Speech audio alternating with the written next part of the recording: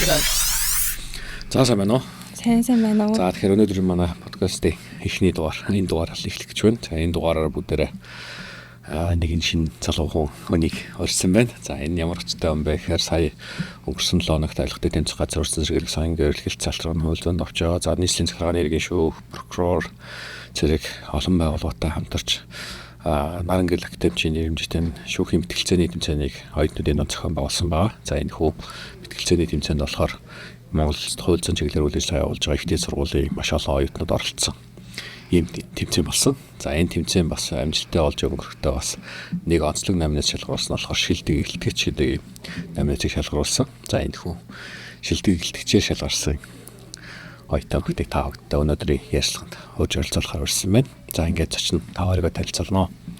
За сонсож байгаа болоод үзэж байгаа бүх хүмүүстээ энэ өдрийн мэндийг хүргэе. Намайг Хонгорцол гэдэг хаяг хэрвээ өвгтэй Хонгорцол. Одоогоор бол Шихэн утга гэх сургуулийн бизнес эрх зүйн 4-р дамжаанд бол суралцж байна. Тийм байна да.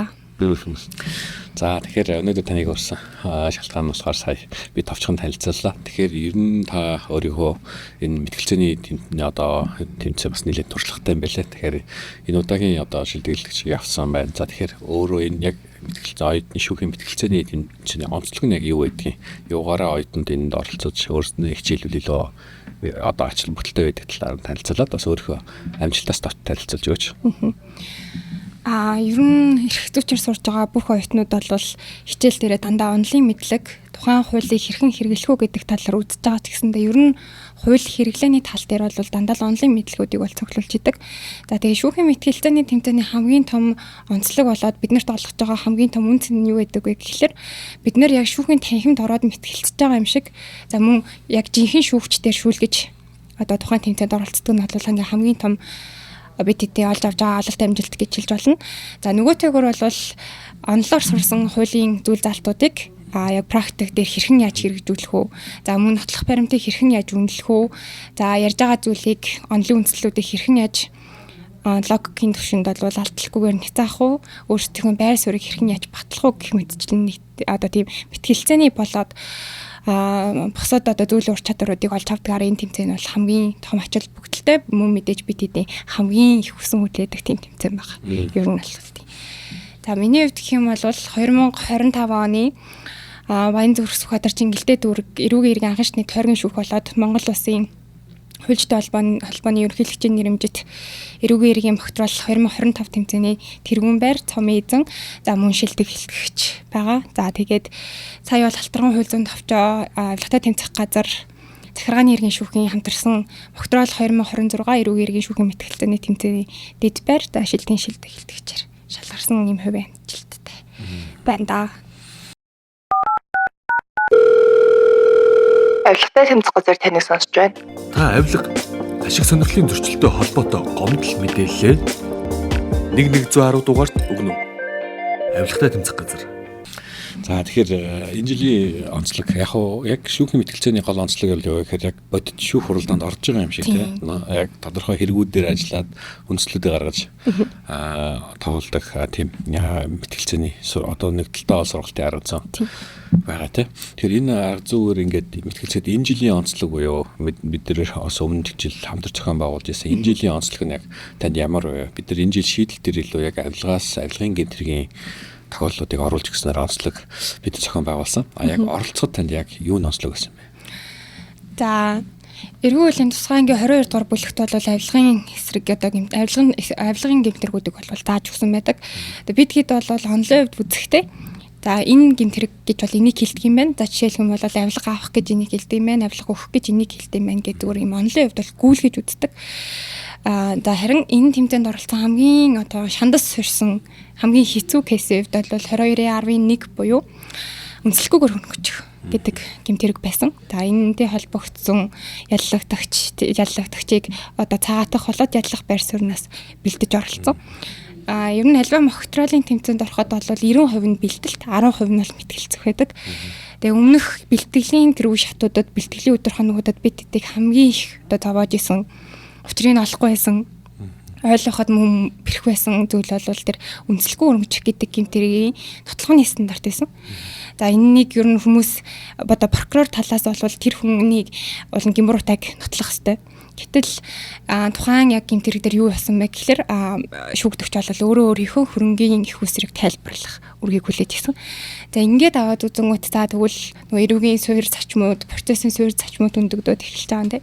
Тэгээ энэ болгоныг бол хамгаалж мэтгэлцгийн тулд бид нарт ингээд маш олон их сурвалжуудаас маш олон зүйлсийг хайх, унших, дахид судлах хэрэг болох гарсан. За бусад кейсүүд бол ер нь харьцангуй бид гэдгийг тоглож татсан. Онлын үед бол арай нэг юм ойлголттой кейс байсан л да. Яг тэр кейсээр тоглоход бол үнэхээр л авилгын гэмтэргүүдийг бид нэгээд судлах шаардлагатай байдгийм байх шүү гэдэг дээр бол айгу зүйл ухаарсан гэж бол хэлж болно. За нөгөөтэйгүр бол тэр кейсийн хамгийн одоо бид гэдгийн сонирхлыг татсан зүйл юу вэ гэхлээр бол хөөлцөх хугацаасан. Авилгын гэмтэргүүдийн хор уршгийн хувьд гэх юм бол яг юм бодит хохирогч бол байдаггүй. Одоо жишээлх юм бол одоо хүний эрүүл мэндэд хүн тохирол учрууллаа гэж бодоход хохирсон, хүнд гэмтэл учирсан хүн байгаа даа шүү дээ. Гэтэл авилгын гэмтэргүүдийн хамгийн хэцүү зүйл нь гэх юм бол нэлийн хойгуур илэрдэг буюу одоо хөөлцөх хугацаа маш юм хэцүү байдалд ордог гэх юм уу. За тэгэнгүүт тэр гэмтэргүүдийн хойно байдаг хамгаалагдсан эрх ашиг бол ард нийтийн төрийн ил тод байдал болоод ард нийтийн төр тэтгэх итгэл байгаад идэг. Тэгээ эдгээрийг бол бутаас сэргээх төрний итгэх ард нийтийн одоо итгэлийг бутаас сэргээхийн тулд бол заавалжгүй түүнийг хинэн шийдвэрлэх тий эрүүгийн хариуцлагыг оногдуулах нөхцөл байдал бол үүсдэг. Тэгээд үүнтэй холбогдуулан бол тухайн зүйлс төр хөвгтөл бид нар ингээд үнэлэлт өгөх хэрэгтэй шаардлагатай болсон. Хэдий одоо хин нэгний эрх ашиг хөндөгдөхгүй байгаа мэт харагдаж байгаа боловч буцаагаад төр тэтгэх залуучуудын за тэгээд ирээдүйн хойч дүүнрийн маань итгэл хүртэл алтрах юм маш том эрсдэлтэй байдаг учраас үүнийг хинэн шийдвэрлэхдээ аль аль талаасаа за прокурор талаасаа шүүх талаасаа за мөнгөлөх талаасаа ч юм уу те маш юм мэдрэмжтэйгээр тэгээ мөн хуулийг дэвлэж хуульд үндэслэж оролцох хэрэгтэй байна л гэдгийг маш сайн ойлгож авсан. Авилгатай тэмцэх газар таныг сонсож байна. Та авилга ашиг сонирхлын зөрчилтэй холбоотой гомдол мэдээллээ 1110 дугаарт өгнө.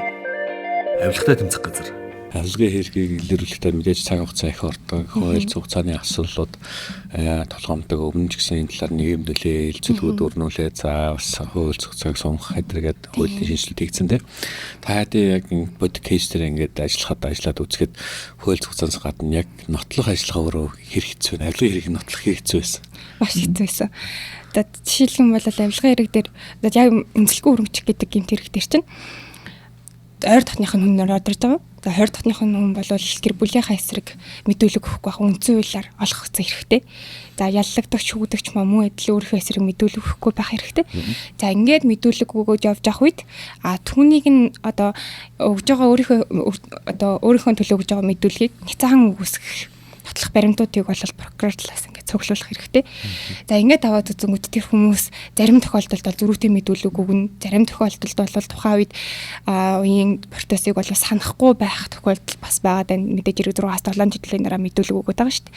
За эдгээрийг аваад үзэх юм бол нотлох ажиллагаан дээр бол ингээд бусад нотлох баримтуудыг уялдаа холбог тайлбарлаж нэг хөгцсөн байдлуудыг сэргийн дүрслэх замаар бодит байдлыг бол гаргаад ирдэг. Тэгээд эдгээрийг аваад үзвэл бусад гэмтэргийн хувьд бол ийм угаасаа нотлох хэрэгтэй зүйлс байгаа. Гэтэл үнэлэхгүй өргөмжих гэдэг гэмтэрэг дээр одоо суурь тухайн одоо үнэлэхгүй өргөмжиж байгаа хөрөнгө орлогын суурь одоо ямар зүйлээс ашиг олсон гэдгийг нотлохгүй ч гэсэндээ тухайн төрийн албаа хаагтын одоо суурь цалинтай харьцуулан дүгнснээр бол тухайн хөрөнгийг нь хураах тийм боломжийг бол бүрдүүлж идгээр онцлог гэмтэрэг байсан. Энд чинь бол нэг талаараа хэдий шүүхэд маш том эрх мэдлийг олж байгаа ч гэсэн нөгөө талаар бол маш том эрсдлийг хүртэж байгаа гэмтэрэг байна гэж ер нь л харсан. Тийм ч учраас ер нь бол маш их мэдрэмжтэй тоглолт биднээс шаардсан. Тэгээд моктралын үеэр бол бид нар энэ кейс дээр тоглохдоо яллах талаас тогссон. Одоо яллах байр сууриас гэсэн үг, улсын яллагч байр сууриас төрийн нэрийн өмнөөс сурталчж байгаа гэсэн үг. Тэгээ энэ тохиолдолд бол өмгөөлөх талаас мэдээж л цагаатгах гэдэг барь суурийг барьж урж байгаа. Тэгээ ингээд одоо ярьж байгаа зүйлс нь бол мэдээж хэрэг ойлгомжтой. Нотлохооны стандарт ч мөрдөггүй. Танах одоо танаа талаас миний үйлчлүүлэгчийг нотлох хангалттай нотлох баримт байхгүй байх гэх мэтчлэн тий. Гэтэл энэ гэмтрийг бол Монгол улс 2022 онд шинжилэн найруулсан эрүүгийн хуулинд өмнөх одоо байсан зүйл залтын шинжилэн найруулад өөрийн гэдэг үгийг хассан. За энэний утга учир нь юу байсан гэж бид эдийн зүгээс харж байгаа вэ гэхлээр одоо өөрийнхөө хамаарал бүх этгээдүүдийн нэр дээр хөрөнгө оруулах шилжүүлэх. Энэ бол ингээ буцаага нийгэмд гарч байгаа ахиад одоо авилгатай тэмцэх газарт маань ахин нэг сорилт байна гэж бол харсан. За тэр хүн үнэхээр одоо хин нэгэнд өөрийнхөө хөрөнгө оруулгыг нуун таталтах зорилгоор өгөөд байна уу? Эсвэл үнэхээр л тэр хүн анханасаа өөрийгөө үнэлэхгүй хөрөнгөцсөн гэж бодоагүй байна уу? Одоо субъектив шинж хангагдаагүй байна уу гэх мэтчлэн тэ. Энэ бол ийм бид хэдийн зүгээс харахад энэ ажлыг бол үнэхээр л амаргүй ажил юм байна да гэж бол харсан. Авилгатай тэмцэх газар таныг сонсож байна. Та авилга ашиг сонирхлын зөрчилтэй холбоотой гомдол мэдээллээ 1110 дугаарт өгнө үү? Авилгатай тэмцэх газар. Нэг талаас энэ авилгын хууль тогтоомж байгаа ойлголт, хууль нэр томьёонуудыг хэрэглээг яаж хангамжтай зөв хийх ёстой. За мөн энэ явснараа яг энэ шударга зөв хууль дэдлэх зарчим яаж хэрэгжих ёстой байдаг ашиг бүлийг ойлгох тэр давхар ажлуудын тооцоод зохион хамтар зохион байгуулдаг. Тэгээд энэ жил авилгын хэрэгүүдээр орж ирсэн. Тэгээд энэ кейсүүд нь өнгөрсөн жилдээ харьцуулахад нэг ялангуяа шин төрлийн буюу нотлоход хамгийн амаргүй хэлбэрүүдээс нь төвж оруулсан байгаа. Тэгээд энэ дээр бас оюутнууд бас нэлээд ор чадвар гаргаж нэлээд өрсөлдөй байсан баг. Тэгээд нөгөө бэлтгэл хангах 90% гэдэг төрөнд орсон шүү дээ. Яг тэр шиг бэлтгэл хангаад явхад яг энэ их сурвалжуудыг тайлбарлаад игдсэн одоо хуулийн хэрэглэн дээр илүү ач холбогдол өгчхөөр энэ их сурвалжуудыг хаанаас илүү олж авч харс танилцсан байна. За үнэлэхгүй өрөнгөжих гэмтэргийн хүрээнд бол нэг юм гарын авилга тохиомл байсан. За тэр тохиомлоос хамгийн түрүүнд бол одоо ер нь нотлохны стандарт хэрхэн бүрдэх ёстой юм гэдгийг ойлгосон. За мөн улсын дэд шүүхийн эрүүгийн одоо хэргийн хэрэг шийдвэрлсэн нэг юм маргаан байсан. За тэр улсын дэд шүүхээс бол ямар тогтоолго гаргасан байсан бол цаатаа шийдсэн байсан. Яг тэрэн дээр бол улсын дэд шүүх яг энэ гэмтэргийн нотлохны стандартыг тэр тусмаа прокурор юу хийх одоо өстой талаар бол нэлээд сайн тайлбарлаж өгсөн. Дээд шүүх тайлбарлахдаа юу гэж тайлбарлаад байгаа вэ гэхэлэр за тухайн хүний хөрөнгө оруулалттай тухайн одоо олсон хөрөнгө оруулалтанд үүсэхгүй байгааг нотолсноор за мөн түүний хөрөнгийн их үсрийг нотлох үүрэг хэдий прокурор талд юу үүсгүүч гэсэндээ гэмбүрэг бол заавалжгүй нотлох ёстой. Одоо энэ гэмтэр бол шууд санаатайгаар үлдэгддэг гэмтэрэг. Тийм ч учраас шууд санаа дотор оюун санаа бол өсөл зэргийн шинжийг заавалжгүй тодорхойлох ёстой. Энэ бол прокурорын зайлшгүй хийх ёстой ажил гэдэг тэр одоо тогтоолыг бол гаргасан байсан. Тайлбарлаж та тэгээд энэ тайлбар байна. За тэгээд улсын дэд шүүхийн тайлбар тэр тохиомл. За тэгээ мөн энэ одоо яг хэрэгээр бол манай сургуульд нэг хүн магистр хичээл бичиж хамгаалсан байсан үнэлэх хөрөнгөжих гэмтэргийн талаар. За үүнээс ингээд эдгээрийг ер нь аль аль талаас л машин унших зүйл ихтэй байсан гэх юм уу. За ингээд ингэсэн бол энэ дараа нь яах юм? Энийг яаж ницаа үүсгэх юм гэх мэтчлэн байдлаар те бид нарт бол ийм машил их унших, машил их юм одоо суух өстой хэрэг шиг санагдсан. Жишээлбэл бид нар одоо 4-р өдөр одоо хагас өдөр тэмцээн болж байгаа шүү дээ. 4-р өдөр хүртэл бид нар яг ийм үндсэн ярих санаагаа олоогүй байдаг ч юм уу те. Тэгээл ер нь багш нартайгаа маш сайн ярилцсан. Багш нар маань ч гэсэн бид нарт ийм маш сайн зөвлөх өгдөг. Тийм болохоор л ер нь тэдгэрийг л багцалж ийж бол хийсэндээ ер нь бид хэд ингээд урд 3 хүн итгэлтэй байгаа ч гэсэндээ хойно нь бол баг 10 хүний хөдөлмөр явж идэг. Тийм. За тэгэхээр авилгын хэргийг илрүүлж мөрдөө нотлно гэдэг чангууд. Тэгэхээр амаргүй зүйл. Тэгээд чинь нөгөө буцаагаад ер нь ихэнх авилгын хэрэгүүдийг харах юм бол нэг 6-аас 7 жилийн одоо дараа илрээд байгаа байхгүй тийм хууль зах хугацааны хувьд ч гэсэндээ маш юм битүү байгаа. Тэнгүүд 6-аас 7 жилийн өмнөх нотлох баримтуудыг сэргээж олж авна гэдэг бол тийм маш юм хэцүү байгаад шүү дээ. Тийм болохоор мэдээж хэрэг мөн мэдүүлэг хүртэл тийм мэдүүлэг дээр зөрүүтэй байдал мөн дээрээс нэмээ тухайн хүн санахтай буруу зөрүү сонсон ч болно. Үнэхээр худлаа мэдүүлээд байна уу гэдэг ч юм бас юм амаргүй зүйл болоод шүү дээ. Авилгатай тэмцэх газар таныг сонсож байна. Та авилга ашиг сонирхлын зөрчилтэй холбоотой гомдол мэдээллээ 1110 дугаарт өгнө үү? Авилгатай тэмцэх газар. Авилгын хэргийн талаар тэрнээс урьдчилан сэргийлэх хууль зохицуулалтын талаар нотлох ажиллагааны талаар бас нэлээд мэдлэг мэдээлэлтэй олж авснаас гадна яг хуульчээр ажиллахад энэ одоо тэнд холбогдоод хариуцлага асуудал үүсгэхтэй. Ингээд энэ процесс ажиллагаанууд яваад ингэж байгаа тохиолдолд хэрвээ ийм асуудалд холбогдох юм бол ямар үр дагавар гарах юм бэ гэдэг талаар ямар хор өрнөлийн талаар юу бодож ойлгож авсан юм хэр байна. Тэмцээнд ер нь оролцсон хүмүүсийг төлөөлөд хэлвэл. За манай багийнхаа яг энийг ингээд яриад сууж ирсэн л да. За ингэсэн юм байна. Та бид нар ингэж бодож байгаа юм. Яг нь энэ тэмцээний онцлог бол бас ичнээ ангийнхан маань орсон. Тэмцээн байгаа даа шүү дээ. Тэгээ ичнээ ангийнхан маань ер нь дийлийнхэн жоохон төрөө албагч хүмүүс. Тэгээ хөрөнгө оруулалтын мэдүүлгийг гаргаж өгдөг хүмүүс байгаа даа шүү дээ. Тэгээ тэр хүмүүстэй ер нь ярилцаа сууж яхад бол энийг болохгүй гэдгийг угаасаа л чи төрөө албан хаагч болохынхоо өмнө мэдэх ёстой. Тэгээ манай одоо сургуулийн эрүүгийн эрх зүйг маань ордог мөхөрдөн багш маань бидэрт байн хальтан авилга авах хэсгийг за мөн авилга өгөх хэсгийг та тухайн үедээ шийддэг юм аа. Яг оюутны ширээн дээрээ шийддэг юм. За оюутны ширээн дээр та юуг ойлгож авна, юуг өөртөө ухамсарлаж авна. Энэ бол таны амьдралыг чиглүүлдэг. Тэгэхээр өөрчлөлт хувьсэл бол оюутны ширээн дээр л эхэлдэг юм аа гэж хэлдэг байхгүй. За тэгэнгүүт би тэдээ хамгийн их ойлгож авч байгаа зүйл юу вэ гэхлээр үнэхээр л тухайн хөрөнгийг та хөрөнгөтэй басан чамаагүй, өмчлөсөн чамаагүй, эзэмшижсэн чамаагүй үнийг бол мэдүүлэх ёстой. За тэгээд одоо бүх зүйл ингээд нуун дарагдаад явдаг зүйл биш шүү дээ. Нууц гэж ганц ширхэгч байдаггүй гэдэг үг шүү дээ. Хэзээ нэгэн цагт илэрнэ.